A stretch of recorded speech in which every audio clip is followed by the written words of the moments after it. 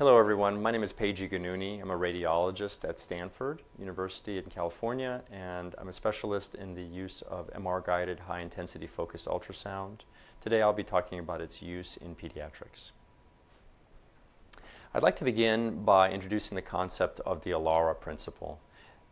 This is an idea in imaging, and particularly within pediatric imaging, in which we want to minimize the exposure of the patient to radiation. We want to keep the radiation dose as low as reasonably achievable while still gathering diagnostic information. This is really an extension of the tenet of medicine to first do no harm to our patients.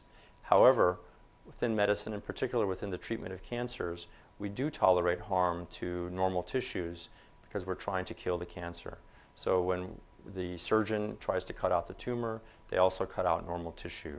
When the radiation oncologist is treating the patient with radiation, the normal tissues get exposed to some dose of radiation. When we inject chemotherapy into our patients, of course the normal tissues are also exposed to these toxins. We tolerate all of this because we're trying to get rid of this malignancy from within the body. This video actually shows the same concept with a focused ultrasound transducer. This is a gel phantom which has been impregnated with egg white.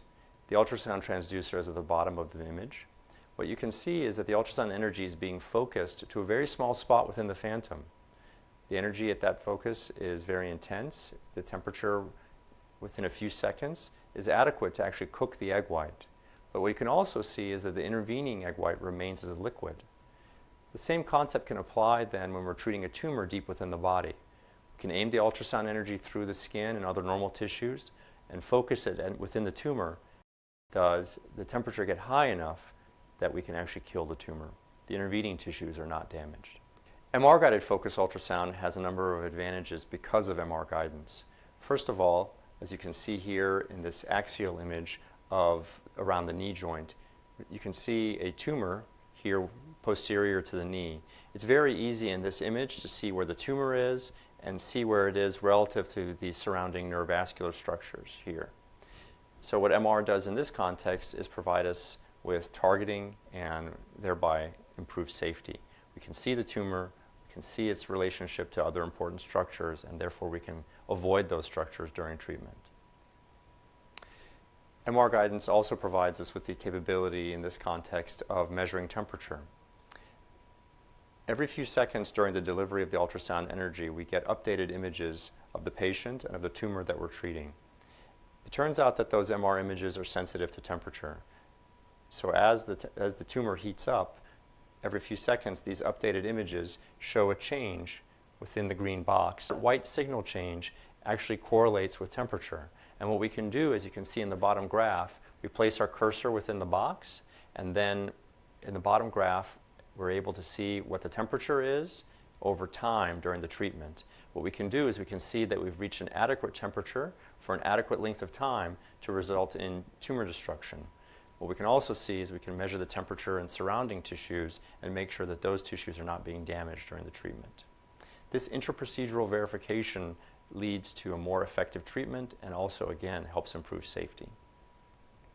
One of the other advantages of MR guidance in the context of MR-guided focused ultrasound is the ability immediately after the procedure to verify the success of the procedure.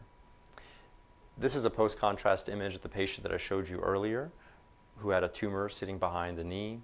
In this setting, what we've done immediately after treatment is injected contrast. And what you can see is that the portion of the tumor that we targeted here is no longer taking up contrast. This portion over here is still viable along the cuff, along the margin of the tumor. And more importantly, this portion here in the middle, just in front of the neurovascular bundle here, this portion has remained viable as well. We intentionally avoided treating this portion of the tumor because we didn't want to risk any damage to the neurovascular bundle. We did again go more in this direction as well and treated a small portion of the tumor here. Again, what MR-guided focused ultrasound does in this context is tell us what portion of the tumor is dead, what portion remains viable, and allows us to plan for any subsequent treatments. This was all part of a research study that we did at Stanford. Standard treatment options for soft tissue tumors of the extremities include surgery, radiation, and chemotherapy. Despite improvements in surgical technique and in the delivery of radiation and in the targeting of medical therapies, patients still suffer from the morbidity of surgery as well as the toxicity from radiation and chemotherapy. We felt that there was a clinical need to decrease the morbidity associated with treating soft tissue tumors, including in the primary, the recurrent, and the palliative setting. Our approach was first to pursue a research project in which patients underwent MR-guided focused ultrasound treatment and then went on to standard of care surgical resection of the tumor. The tumor was then compared on imaging after treatment with the pathology obtained after resection to verify that the portion of the tumor that the imaging predicted was killed by focused ultrasound was actually dead when looked at under the microscope. Building on our experience with sarcomas, we began using MR-guided focused ultrasound to treat desmoid tumors. Soft tissue tumors of the extremities are generally a very heterogeneous group. Desmoid tumors fall into a middle category, which is benign but locally aggressive. These tumors can cause dysfunction as well as pain. Standard treatment options for desmoid tumors include surgery, radiation, medications, and observation. These tend to be infiltrative tumors, as seen here, in the setting of a tumor in the posterior thigh, with its intimate relationship to the hamstring muscles, the sciatic nerve, and the femoral vessels. In order to try and achieve negative margins in this case, a large resection area would be needed. Depicted here in this patient, in which the tumor seen within the hamstrings was resected, leaving clean and negative margins.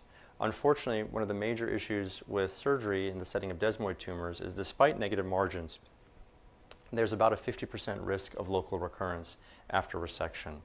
The patient undergoes significant morbidity related to the recovery after the surgery, but despite that, about half the time, the tumor comes back again.